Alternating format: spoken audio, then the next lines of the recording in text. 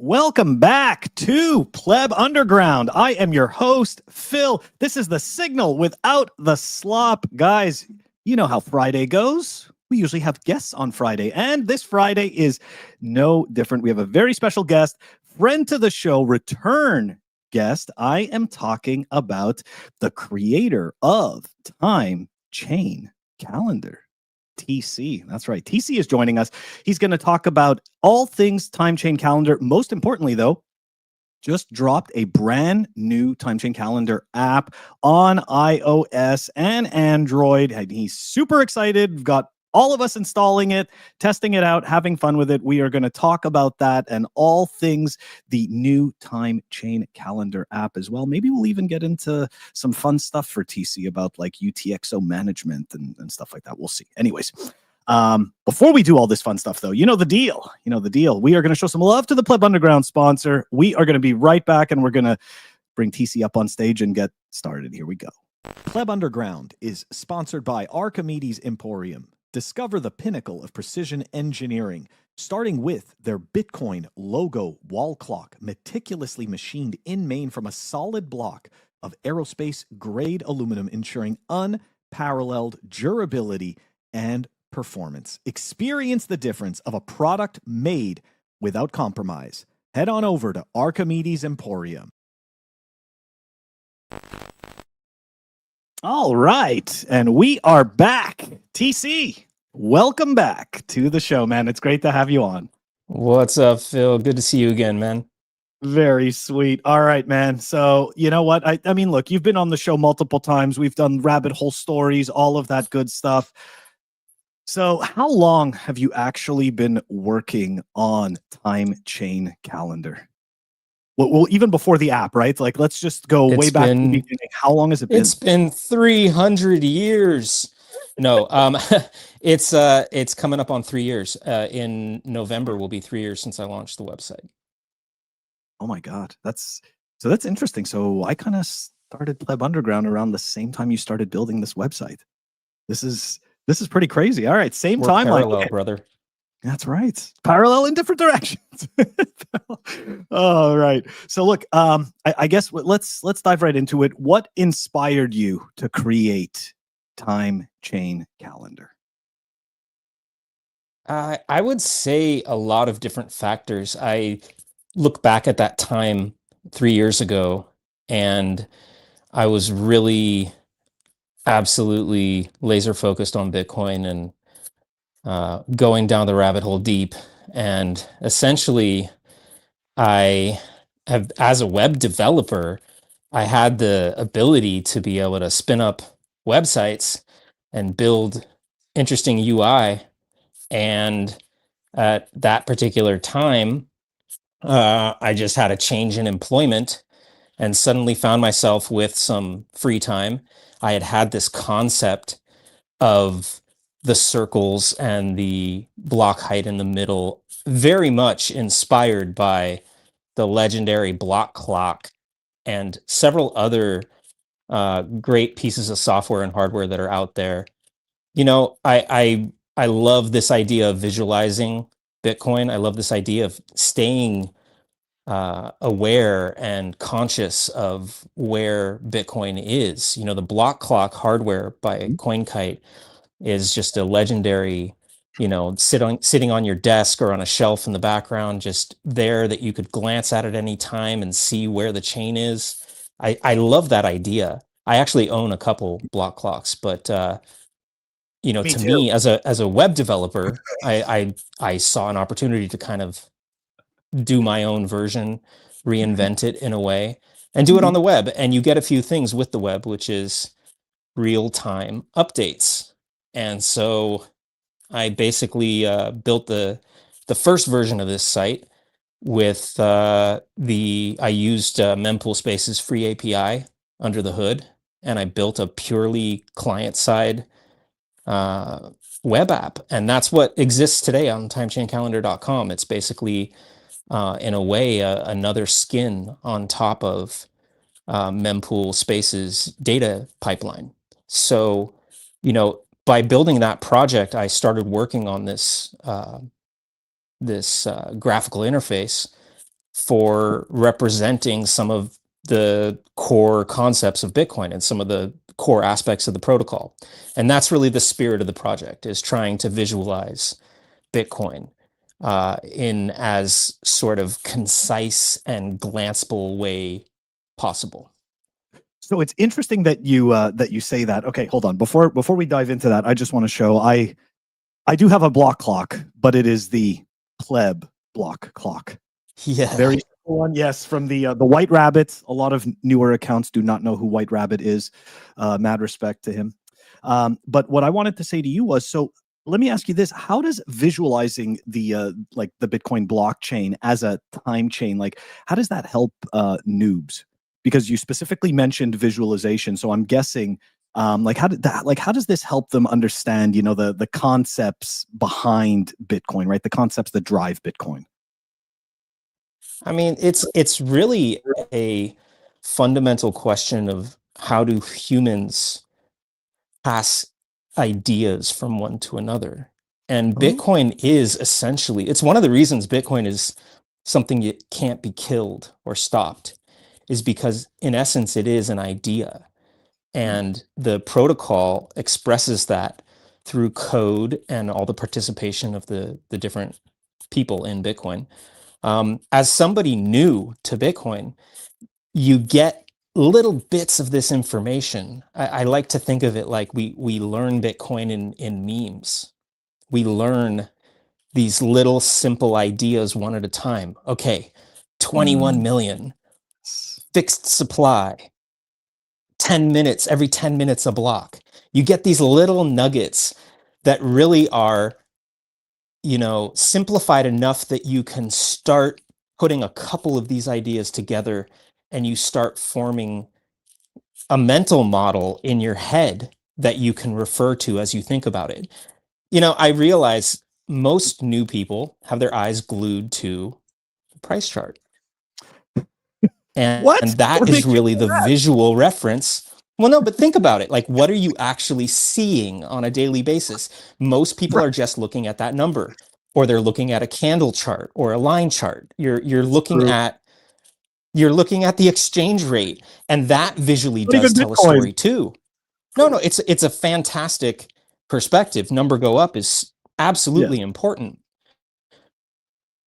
But think about it from the point of view of just learning new ideas and new concepts. There's not a lot of sort of visual ways to get these concepts conveyed. So for me, TimeChainCalendar is my outlet for expressing some of these core concepts, what I believe are some of the most important aspects of Bitcoin and its protocol, and visualizing it so you can see it. And in seeing it and also being able to interact with it, you can wrap your head around these concepts in a different way. You can update your little mental model that you're working on as a new person and evolve it to better reflect the real thing. So to me, that's the value. And I think it's really powerful because, let's be honest, you need some real understanding of Bitcoin to have real conviction in Bitcoin. I would say like being able to hodl is not just some crunching numbers on a calculator or TA on a price chart. You have to actually start to understand what is the value of Bitcoin to the world. How does it work? How does it achieve these things? And that's, to me, the value of visualizing this stuff. Yeah, I think you make an excellent point about the conviction, and I can speak to that point myself. Right? You know, we've known each other for a very long time, and you know, I think we both agree on this, that the signal is about how Bitcoin actually works. Like, to your point, right? Like, sure, you know, we've got this fantastic NGU, and right, it makes you feel good that the number's going up because you constantly accumulating Bitcoin. However, right, there's the reason for the NGU is these underlying properties that are so important to Bitcoin's, I mean, you know, not only to Bitcoin surviving, but to Bitcoin thriving. So yeah, it's like once you understand these pieces, it's like you go take a look at what's happening in the markets, and it is that meme, right, of like the hodler, of the guy standing at the top of the mountain, and he sees all these other mountains, and each of those mountains is like a different piece of FUD, and he's just standing there, just totally relaxed. I don't know. That's kind of what that gives me. But what I said to you, I Yeah, remember no, when I think that's critical. I mean, we hear it with a lack of real understanding of Bitcoin, you hear all Mhm. these other ideas creep in. That's what the FUD is. It's sort of Yes. bad takes about Bitcoin, misdirection, misinformation. There's so much of that. So as a new person, I think that's where it's kind of critical to, so to speak, find the signal amidst all that noise. And that's what I think a visualization really does, is it produces clarity and a clear visual based representation of those ideas. And I think most people really do have a easier time wrapping their head around something in a visual way. I think a lot of people are visual learners. I know I am. And Yeah. when you see something and you can actually use that visual to help you think about it, I think it's much stickier. It's much easier to kind of get it. Oh, absolutely. And speaking on this point, right? So if you were to pick like one mental model or a key insight, let's say about Bitcoin that you think everyone should adopt, what would it be? I mean, I don't think there's one thing, but If I'll you had tell to you pick one, when I the most created important. the first website version, it was Yeah, just the two circles. It was just the orange circle and the red circle and the big block height in the middle. that's And the two the two pieces of the protocol that's representing are the halving and the difficulty adjustment. And to me, those are two of the primary pillars of this system because they are the answer to the questions how around these characteristics of Bitcoin. You know, you learn the meme 21 million yeah. fixed supply. How? How, Phil? How does it have a fixed supply? I mean, to me, that is like fundamentally how you advance your understanding of Mhm. Bitcoin. If you can actually explain to yourself and then, of course, be able to, explain it to others, you can think about it in a clear way.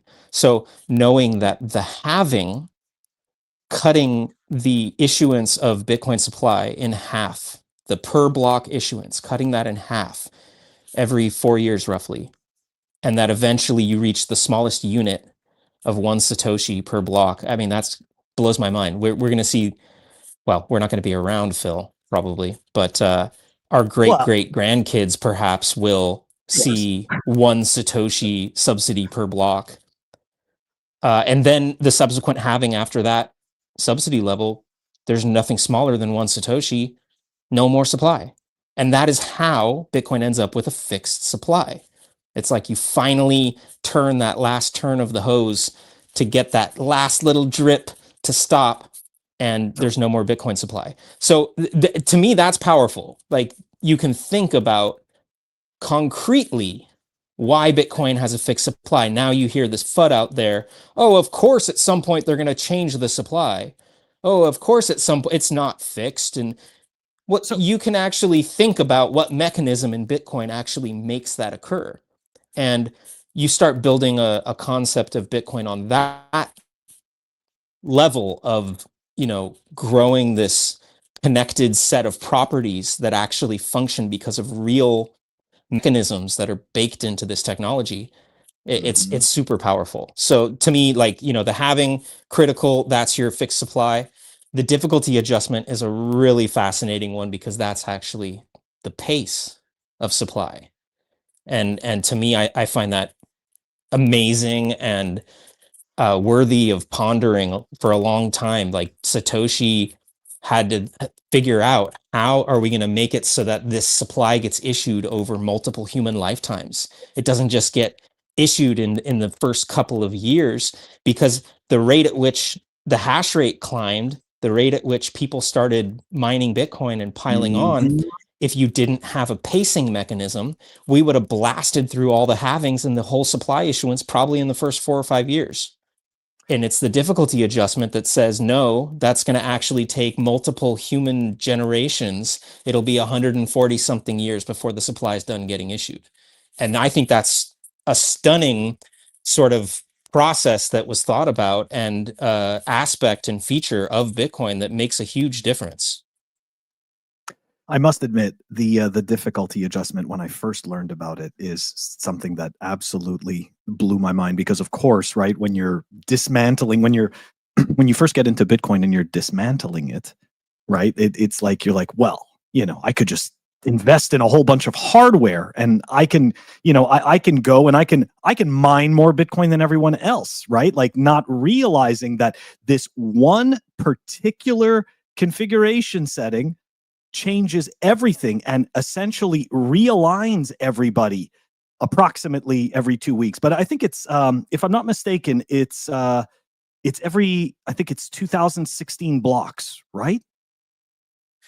Correct. And hey, I Yeah. apologize for the noise if you can hear any background noise, but no background yeah, noise. it's 2016 blocks for a difficulty adjustment. And if you have exactly 10-minute blocks, that's exactly 2 weeks.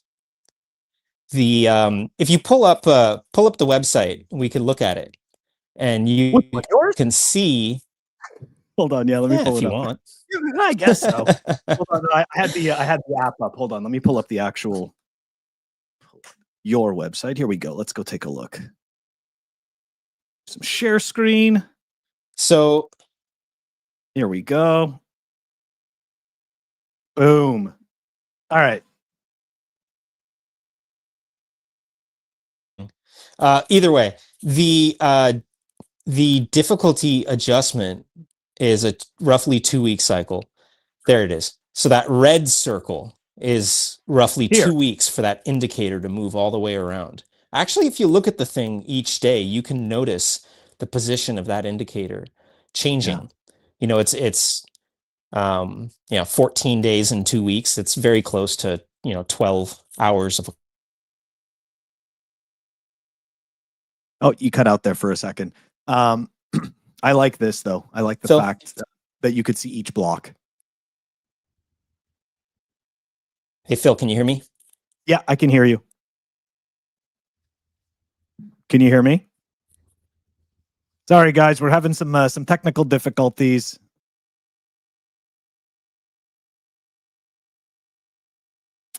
That's okay. TC's gonna come right back. I do apologize, guys. One of them days. Happy Friday. It's Murphy's Law, right? He's all excited. He's got his app out and everything, and then of course, right? This is what happens. It's okay. I'm back. He's back. It's okay. I was apologizing on your behalf.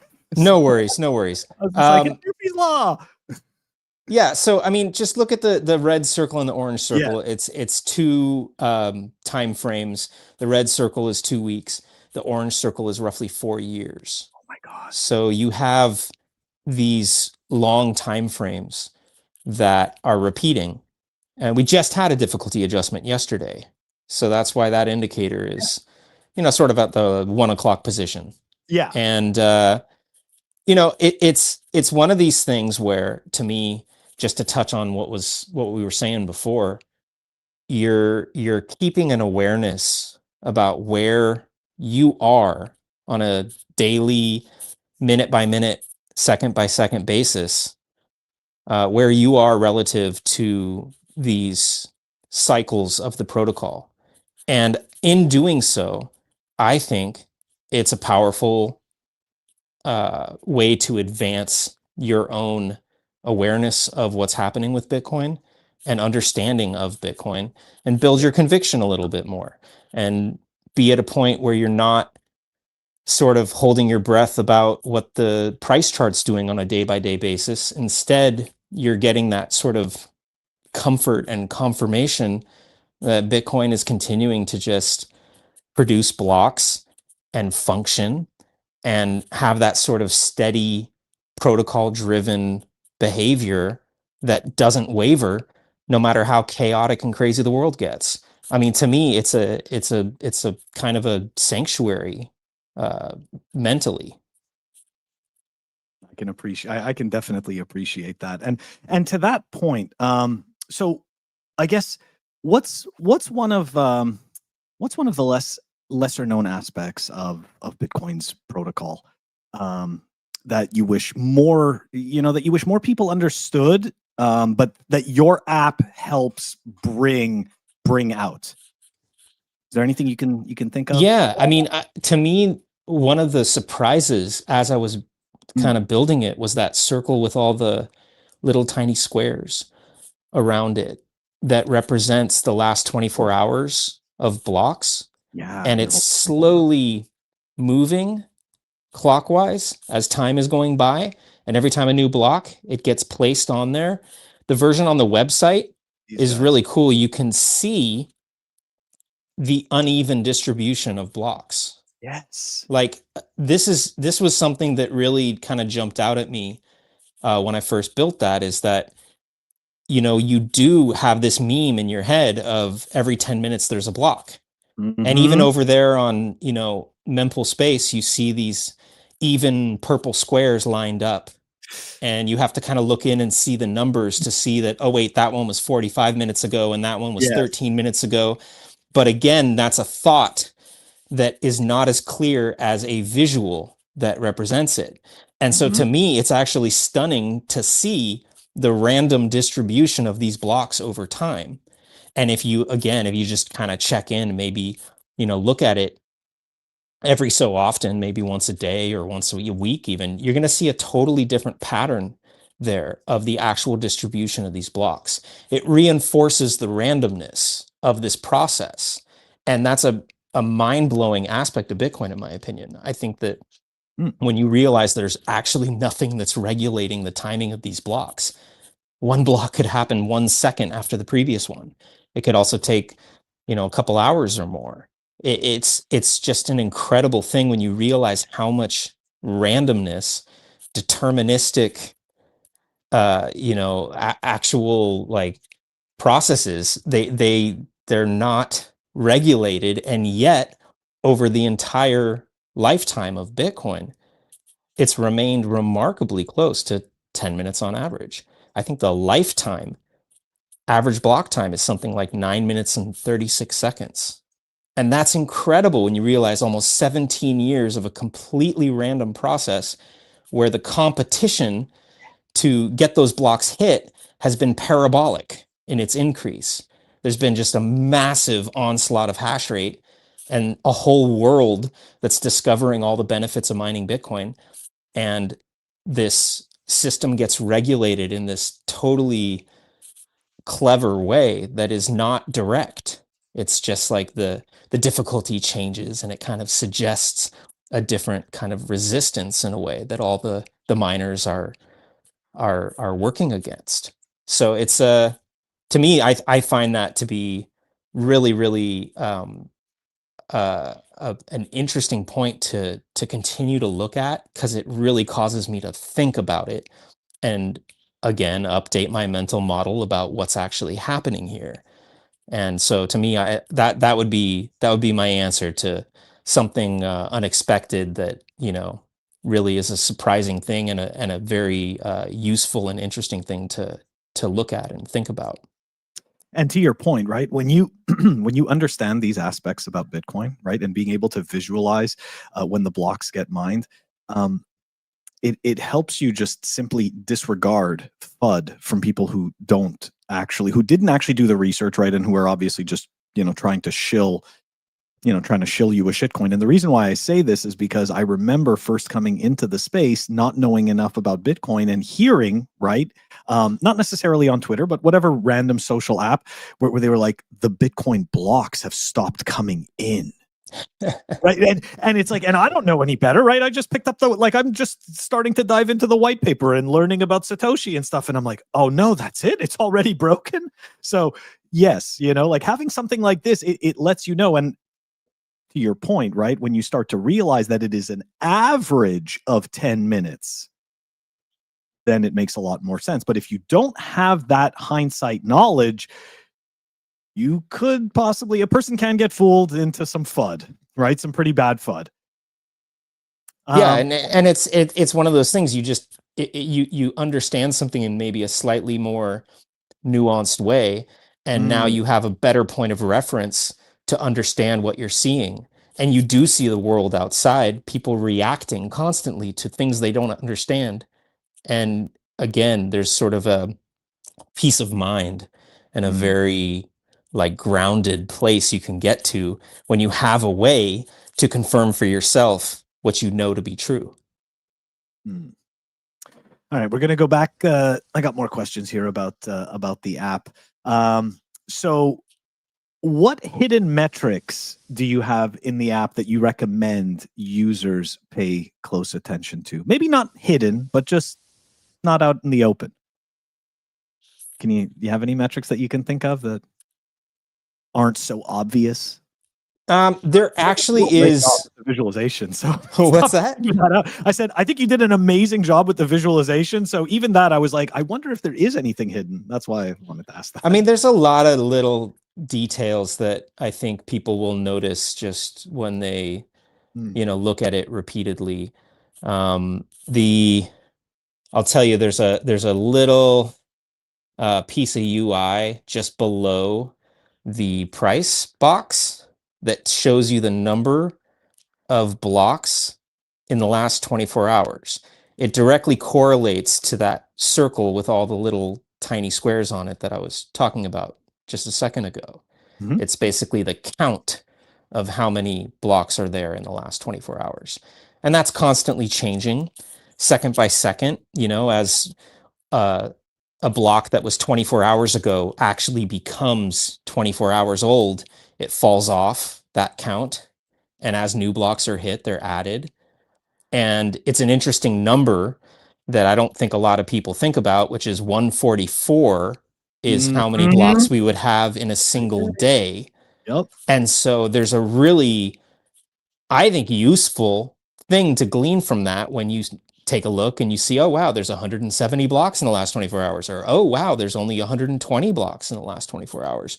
It's a quick way to get a more small sample size reflection of what is the pace of blocks being produced. Again, going back to the same idea of the health of the network, and that this is actually confirming for you that this system is just continuing to work. If you start paying attention to the difficulty, you start paying attention to the pace of the blocks. And when you see on certain days things go faster or slower, that's actual verifiable information to bring into the context anything else you might be thinking about. And again, just think about on a daily basis, we hear all these stories about people are starting to mine now, or some conflict, or maybe, horrible weather event is happening some part of the world and it's knocking certain miners off. And, these are just kind of like, I think of it like a car dashboard. These are just metrics that at various times, it's like you don't pay attention all the time to the oil gauge, but certainly at a certain time, a light comes on and it's worthy of checking it out. So that little metric there, I think, is actually a sneaky one that is actually pretty useful. And then there is kind of a hidden function if you just press it, because it does kind of look like a button. If you press it, it opens up this little drawer that lets you explore those last 24 blocks. So I think that's kind of a fun hidden little feature, because it's not immediately obvious, but you do have a cool way to kind of check back through the last 24 hours of blocks. If you are curious, hey, what happened 10, 20 blocks ago, or what happened with the blocks that a particular pool mined, inside that list of 24-hour blocks, you can actually filter by pool. So you can quickly see what were the blocks that a particular pool hit. And there's some information that at various times is actually quite interesting. So check that out. Right. It also it's also a source for people to get upset and to create FUD from, right? Because the same pools are hitting the blocks, and now all of a sudden you become introduced to miner centralization.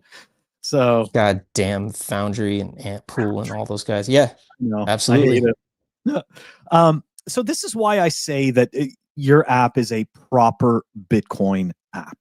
And it's because to me, you've removed all of the noise, and this is the data that makes up Bitcoin every second of the day. Like I mean, that is kind of like my best, my best way of explaining it. And I guess on that note, let me ask you this. I remember last year for the halving, you attempted, right? You made a video. We did get to see it. So going forward, is each of these halving events going to have a special TC artwork video thingy?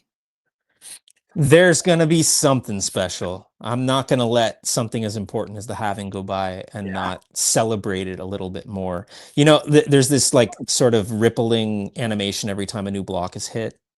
And I think of that as a little mini celebration on its own, but absolutely certain blocks are highly anticipated and are significant milestones. And as far as the halving, that impacts so many things in a real way. So it may not be a video, but it's certainly something is going to happen. And I have a little bit of time to work on that still. Yeah.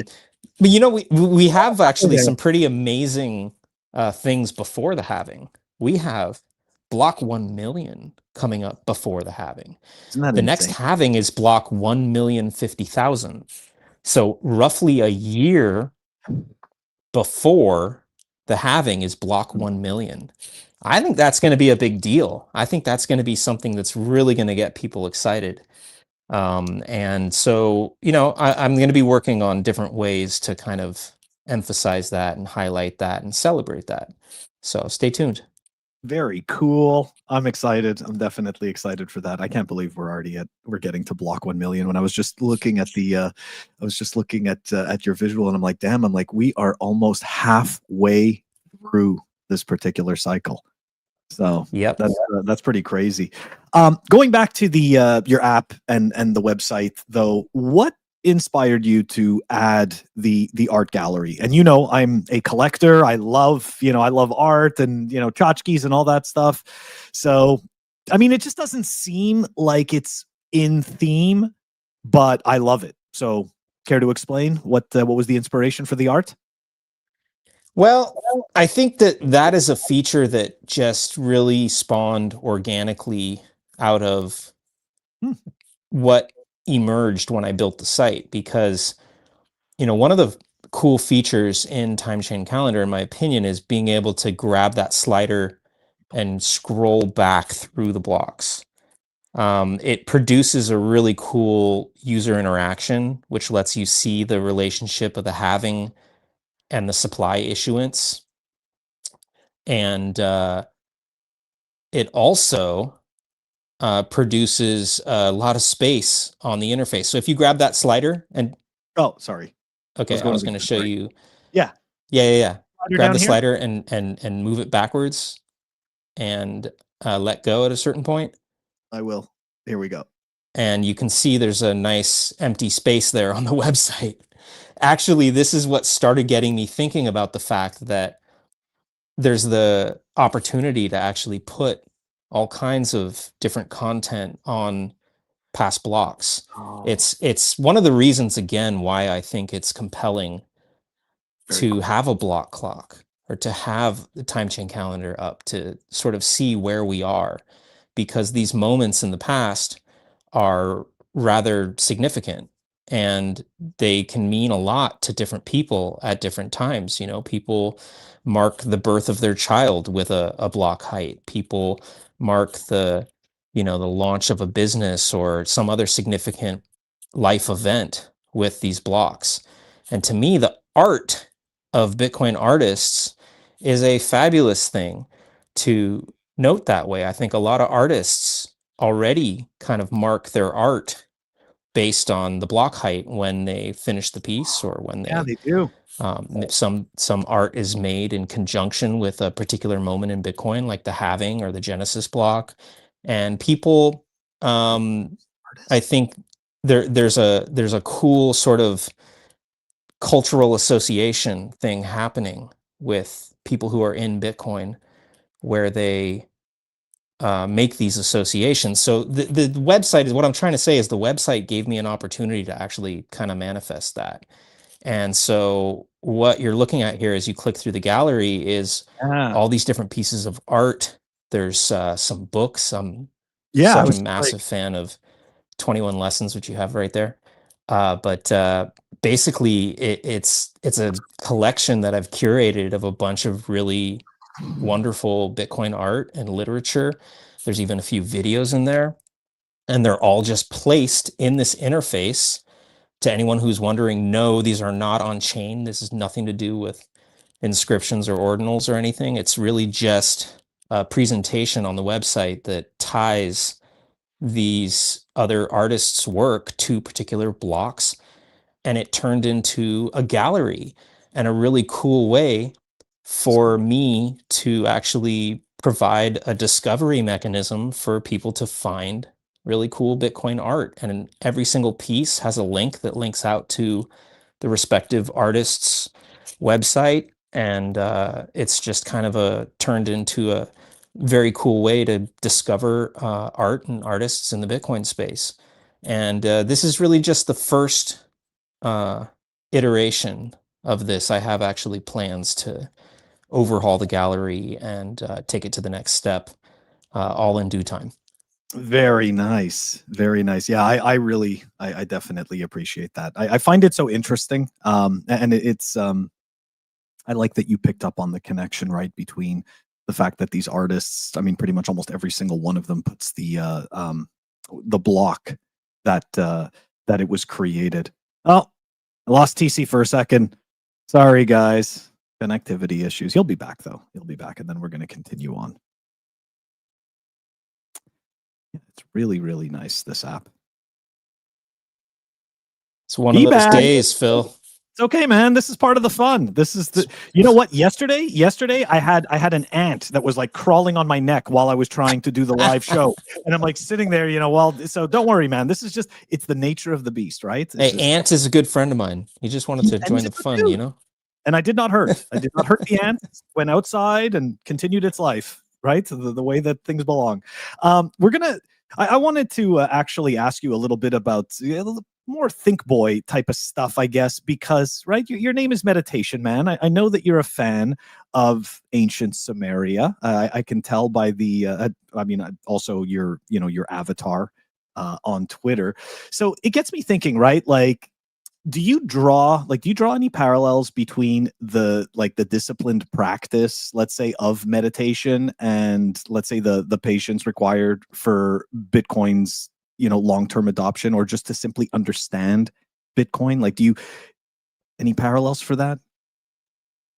Well, I think it's all the same search for focus and clarity. Self-agency, maybe. Yeah, I mean, I think that a lot of what goes on in Bitcoin is a search for truth. And I think you could argue from a lot of directions that we're living in pretty chaotic times, and that the world is pretty fucking crazy, honestly. And Bitcoin emerges as kind of this beacon. Uh, it's signal and noise. I think there's a sort of meditative mind frame of just such focus on this one thing. And as you live your life, continuing to focus on it and continuing to learn more about it and get closer to it, I think I've mentioned it a couple times already. There's this peace, there's this kind of like sanctuary of like comfort of I don't know if it's conviction or if it's just the sort of peace of mind that that here is something steady, here's some like steady ground to stand on in this chaotic world. So I think about those kind of things. Yeah, I would definitely agree with that. I would also add the the low time preference aspect of it, right? Because it, you know, as a person who does, you know, who does breathing exercises and meditation, I've been doing this probably since like my late teens. I can honestly say that if you sit down and you do one breathing session, you know, one breathing exercise session or one concentration session or contemplation session, sure, it'll help on the moment, maybe. But it's with repeated, it's with behavior pattern that repeats doing the actual exercise. And it is that aspect of it, right? It is the journey of it that makes it so that it becomes incredibly powerful. So I kind of, you know, so you got to, what I'm trying to say is it's like the same as the analogy time in the market versus timing the market, right? It's the same type of thing. You show up and you do like one meditation, one breathing exercise. You're like, hey, I'm not enlightened. It's like, that's not how that works. You know, so I think there's that parallel with Bitcoin. But we are getting some questions here. We're getting some questions from the people in the crowd. So I'm going to read them to you. I'm going to go back here to the, this is from ACP and it has to do with the, with art. He's asking, is the art purely off chain or is there some relationship between the art and some transaction in the block or something? No, with very few exceptions, the artists that are included in the gallery do not do any on-chain correlated activity to their art. I am someone who believes that trying to do the art on chain is not it's not the way to go. On the contrary, and corollary to that, there's a ton of art that is inspired by and comes directly from the chain data. And there's a lot of artists that have done really spectacular pieces where they use the actual dynamic data from the chain to create pieces of art. You know, there's a lot of examples of this in that gallery where you see people doing, you know, artistic representations of the transactions in a block. Canuto. I'm thinking of him. Well, I mean, I think one of the most stunning, but yeah, I mean, I love Canuto stuff, but one of the most stunning ones is Fractal Encrypt, who created a physical node, and he had many versions of it. If you've ever seen those like discs behind Michael Saylor a couple years ago, he was, you know, doing his little podcast and stuff with that. But Fractal Encrypt's got these like physical representations of the actual like chain and the node happening. Yeah, Canuto's stuff with the sort of flow of the UTXOs in a transaction. Yeah, it's incredible stuff. So here's the answer really to the question. Yeah, sorry. You don't have to put anything on chain to have this incredible synergy between Bitcoin and the art that's expressing it. You know, a lot of this stuff, it's like physical, real art that embodies that data, these concepts. And that's where, to me, the Bitcoin art is so compelling. It's almost like, you know, this is like the absolutely other end of the spectrum as far as sophistication and complexity of some of these simple mimetic ideas. Instead of a simple meme, you have a really accurate, sophisticated, detailed, beautiful rendering in physical materials of the concepts and the data and the protocol. To me, it's very, very powerful. And I see great value in Bitcoin art that actually does this because it communicates these things. You know, you ask me what's the value to a new person of looking at TimeChainCalendar.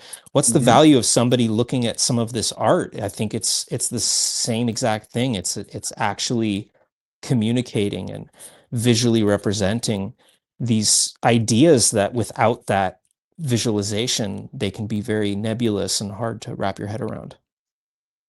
Yeah, absolutely. And Fractal Encrypt's work is just so absolutely deep on so many levels.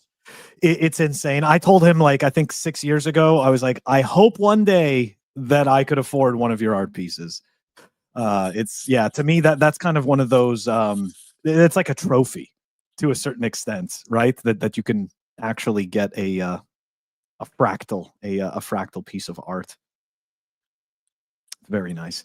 Okay, moving on here. Okay, So we're gonna go back to your. We're gonna go out of the art, back to the app, and yeah, I can't help it. It's just like it's all over the place. But so let me ask you this: Do you, when you're figuring out, when you were figuring out the features for Time Chain Calendar, um, essentially, how did you balance, or how did you come up with? Yeah, actually, how did you balance, let's say, features for beginners versus features for advanced users?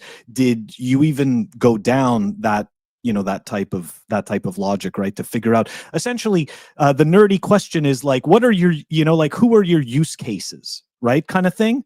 Like, how like when you're building a product, you have to define who the user is and like what the user does, right, like the roles of the user kind of thing. So I hate to frame it in that way, but it's just from doing No, code. there's nothing wrong with that, Phil. I saw a tweet.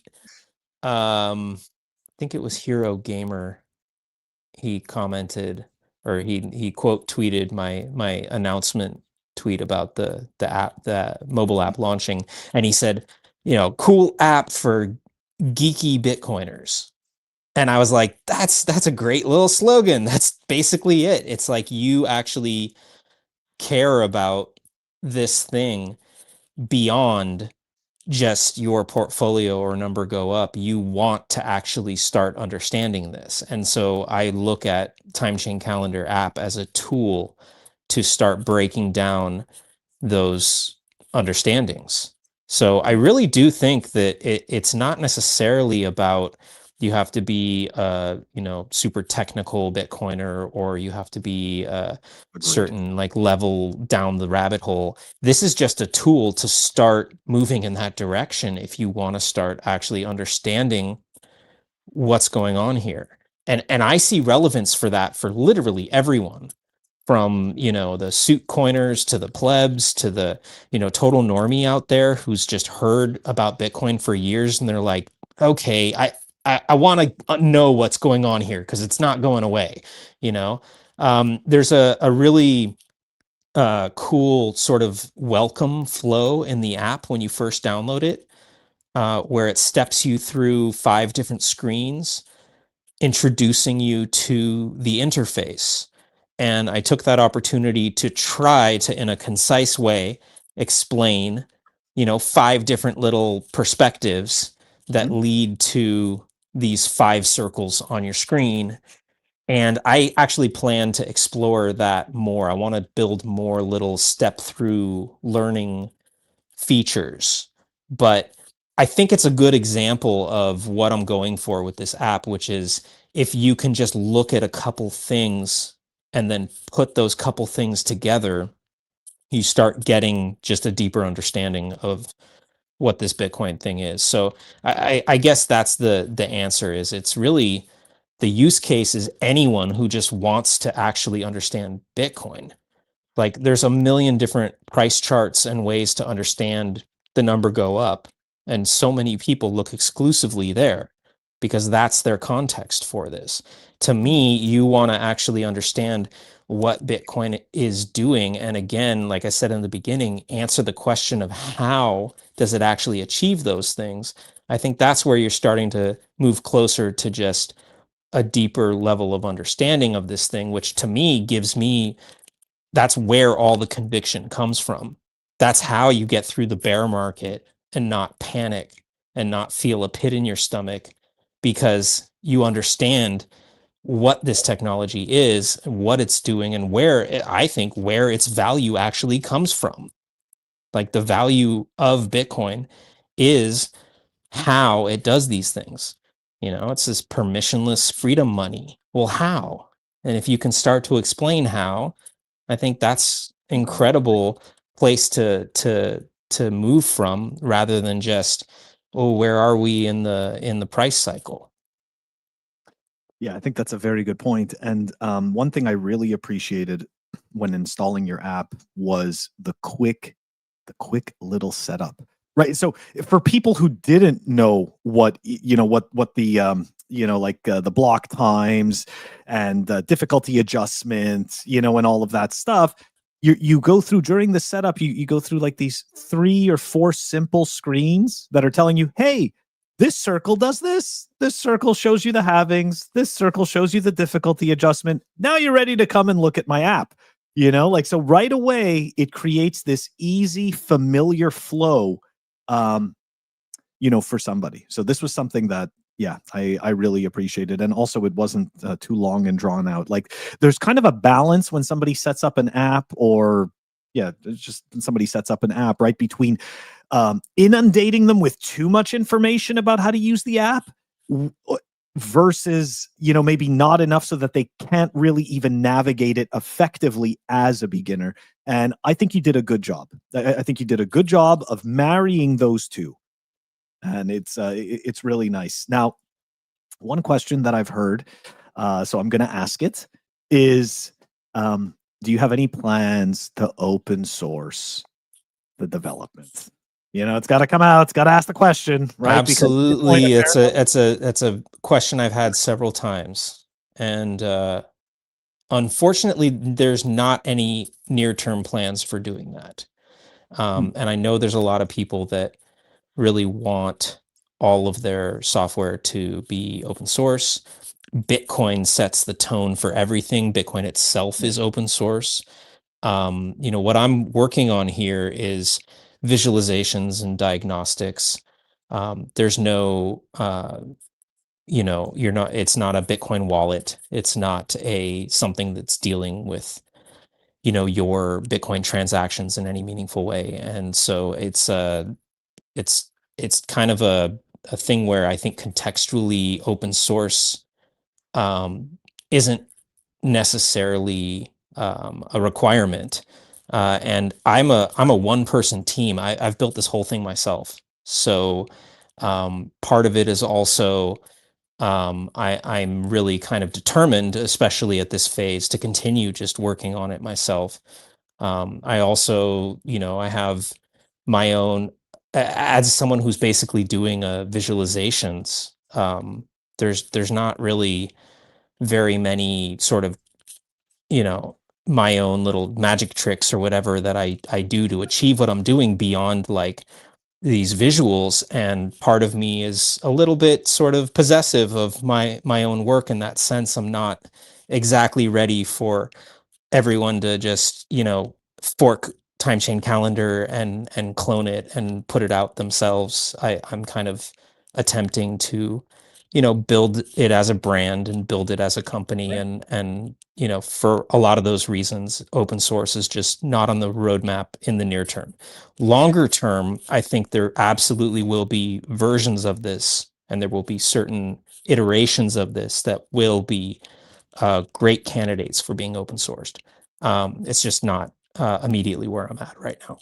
Yeah, no, I appreciate that. And I think that unfortunately in this particular space, for whatever reason, and I'm guilty of this as well when I first came into the space, right? That for some reason, there's this weird kind of hypocrisy between everybody's got to eat, but for some reason you're not allowed to earn a living off of doing something that provides value to somebody else, and they are willing to pay you. So it's this really strange thing. And it seems to, like, in all fairness, it seems to be much more at like the kind of like the grassroots pleb type of level. And then when you start to kind of move into the more commercial circles and stuff like that, obviously it's much more accepted. So it's a bit of a, how could I say this? Like, it's like walking a bit of a tightrope. It is. And, I just want people to know that I've actually really spent a lot of time thinking and a lot of effort to try to make this as sort of implemented in a respectful way regarding things like privacy. I think that's a whole other angle of open source, is people want to know that there's no, security holes or privacy leaks or things like that. And, that's where I've actually spent a lot of time trying to make sure that whatever features I'm implementing, I'm respecting that. it was a big deal to me that, like, in the App Store, if you look at like the iOS app, for instance, it shows you like I'm not storing any data of yours. And I care about that. I care about setting this up so that, there's not like even, logins and all of this other kind of Mhm. stuff. One of the features that was very challenging around this was the camera feature, where I had to figure out how to implement this, processing of images you take without Yes. taking that stuff onto a server. Because any company that would build a feature like this, if you look at Mhm. Instagram or Snapchat, they're absolutely taking your photos onto their server. Processing happens there, and then they return it to the phone. I implemented this camera entirely client side, which means there's nothing getting transmitted to my server. You're snapping a picture, your phone, right on your phone, is then integrating the overlay data and graphics on top of it and storing it to your gallery locally. So it's just one of these things where I've gone out of my way to try to actually really respect, the sort of sensitivities that I think most Bitcoiners have naturally to privacy, security, and doing things in a really kind of more righteous way than what most of these tech companies are constantly doing, where, your privacy is obliterated right away. So You would want your privacy respected in this way, right? So you're essentially doing what you would, the way that you would want to be respected. At 100%. least yeah, that's the way I see it. That's, man, absolutely fantastic. And on that note, right? About that. So let's talk about the features. So there's the everybody can download the app, right? That you get it for free, and you get all of the stuff that we've been talking about today for free. However, if somebody wants to contribute and get access to other features, right, they can pay for a subscription. I believe it's $29 for the year, or is it $3 a month or Yeah. $2 a month? I'm So sorry. so the way that I think of it is, this is sort of inside access. I in the in the announcement post that I did, I said this is inside access to the TimeChain Calendar laboratory of experimental features, and that's really what it is. Building this app for mobile makes available a lot of native mobile device features, and a lot of this stuff is fundamentally experimental from my point of view, but these features are pretty cool. And I think there's really a clear path where, somebody who doesn't want to pay anything can still download the app, enjoy that dashboard, enjoy all the perspective, uh, learn about Bitcoin, keep track of where you are in the time chain. And then if you are inclined to subscribe, you unlock these sort of toolkit of fun stuff. There's home screen and lock screen widgets. There's a whole suite of push notification alerts. You can get alerted about your chosen mining pool hitting a block. Like, when the mining pool hits the block, you get a buzz in your pocket. You can set price alerts. You can set alerts for specific blocks, and you get notified. Maybe you're, in the grocery store, or picking up the kids from school, and your pocket buzzes, your mining pool just hit a block, or the price just did this. The sort of perspectives that you care about and what you want to know about, the system will surface to you and let you know. And then this camera was a really unexpected feature that came in kind of at the last minute before I launched this thing. And really, that is a really interesting tool for merging the Bitcoin data with your moments, your real world experiences. I go back to the last few years of the TimeChain Calendar website being used as a tool for people to, find out what block their kid was born on. Well, now you can, with the app, you can just pull it out to the camera and snap a pic of your newborn, and there's the block height, there's the price, there's the date and time, all merged right on top of the photo. You can record relatively short videos. Most phones can do, 2 or 3 minutes of video. You can do a Mhm. little rant with a live price feed and the blocks changing right on top of it. So it's kind of I really do look at it as an experiment, and I have a ton of ideas of more stuff that's going to be added to that feature. So again, if you do subscribe, you're in and you get everything new that comes out, new iterations of the existing features, more widgets, more alerts, more features in the camera, as well as new features that are going to launch, you'll already have access to them. So that's the concept. And there it is. Try it out. I love it. I love it. Okay. So are there any features, because I know that you're working on stuff in the future, like you just mentioned, but are there any features that you can give a little bit more details of? I know that you've been getting asked for the watch interface. That's what I was going to mention, Phil. Nice. The watch is Everybody the wants- obvious one. It has been talked about and requested for well over a year. It's coming. Okay. What I discovered actually before I started building the mobile app, I actually tried to build the watch, and I discovered that these wearables actually are more successful when you have a native mobile app to pair with them. There's a lot of aspects of how those watches work as far as the data getting supplied to them and everything else. That was part of the reason that I focused my attention on building out the mobile app first. So now that the mobile app is out, the runway is clear for me to do the watch. It's coming. I just want to point out, nobody actually cares about seeing the time on their wrist. We just want to have cool time chain calendar widgets on our wrist. Like for me, that's you want to know what block it is. You want to know when the difficulty adjustment's happening. I know. It's so funny. It's like, who cares about the time? You know, this is way more important. Okay. All right, we're gonna switch topics here before we wrap up. I just want to talk about something a little bit different because look, you know, you and I, we spend a lot of time in spaces. We have a lot of we've had a lot of discussions on the side, and I think that both you and I, or at least I could speak for myself without dragging you into the mud.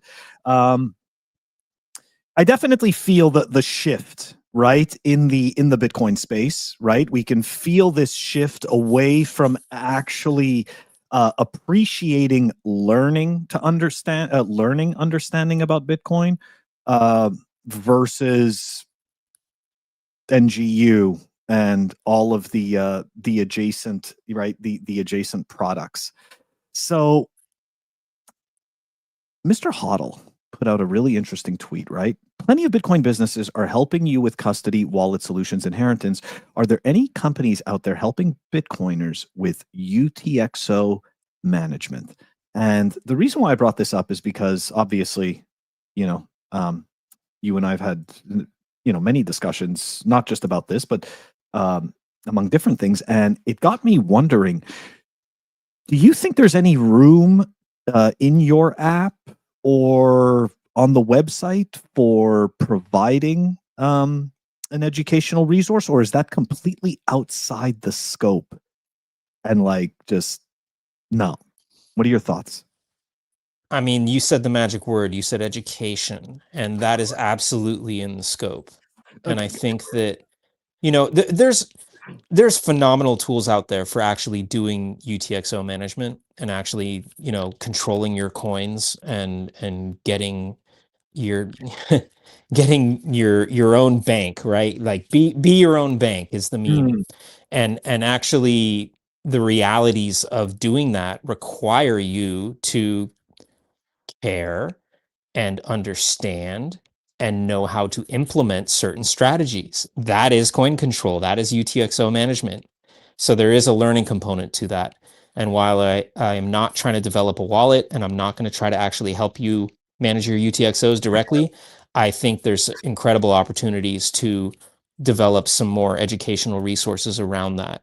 And you know, the welcome flow on the new TimeChainCalendar app, that's a good example of a paradigm that I think could actually be expanded on and include some, you know, synced, clear ways to kind of learn some of these concepts and then take them further. So yeah, I have plans to just continue to develop the educational facets of the app. Oh, sorry. Yeah, no, absolutely. Another follow-up question: Has NGU kind of maybe tainted or changed the way or the desire for newer people that come into the space to actually learn about Bitcoin? Because the reason why I ask this, right, is because having gone through multiple cycles, I remember the feeling in 2015, 2016, 2017 in the ICOs. I remember what was happening back then. There was a lot of educational conversations, a lot of contentious conversations about battles of ideas, right? And then somehow it's like the swords got dulled, and now it's just a bunch of not learning about Bitcoin. Yeah. What are your thoughts?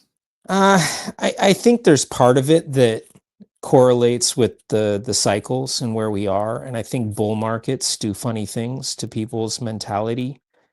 And I think that's partly a contributor towards the vibe these days. Is we're actually, in a lot of ways, depending on what you think is going to happen next, we're either like at the end of the cycle or just, getting into the bull market. And people have a lot of psychological attachments to their expectations about what's going to happen to their portfolio, what's going to happen to their bag. And that impacts people's desire and patience. I don't know. I think that the unit bias is going to continue to discourage a lot of people from getting into Bitcoin. I think really what needs to happen is just the signal just needs to continue to exist. And people have to find their own reason and their own basis for continuing to seek the signal. I don't think there's anything that says everybody needs to learn how Bitcoin works. I don't think there's anything that says everybody has to own Bitcoin. I think we're living in a really precarious point in time, and there's a lot of different versions of reality playing out for different folks. The important thing is, if you see the value and if you see the place for education and knowledge and context that relates your life a little bit closer to Bitcoin in some kind of tangible way, I think that that is something valuable to pursue. And everyone's on their own journey. My journey has led me here where I'm drawing circles. Come look at my circles. Mr. I like my Circles. circles. Yeah. That's my favorite name for you. The Mr. Circles. I love it. I actually think it's fantastic. For some reason, it makes me think of Mr. Squibbles, this book from when I was a kid, right? Anyways, yeah, I don't know.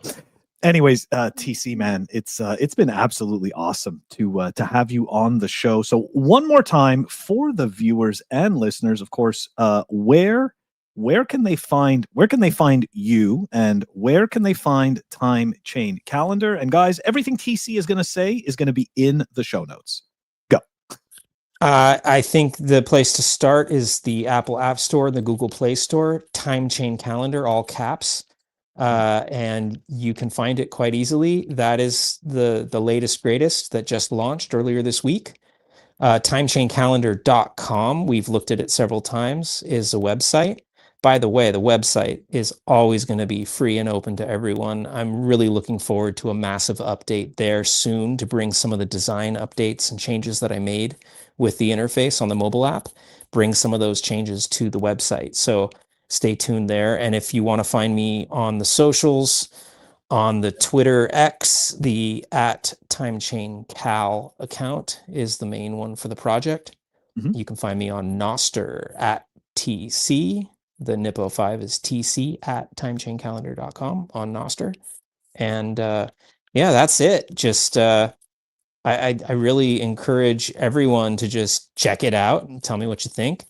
And that's it. Let's carry on here. Let's fucking go.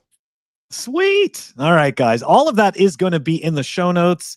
TC, stick around after we're done the live stream. This is going to do it for this episode of Pleb Underground. I hope you guys have an absolutely amazing weekend. And as you know, we're going to be back on Monday doing the news, 12:10 p.m. Eastern time. We've got some interesting updates. Have an amazing weekend, everyone. Take it easy. Peace.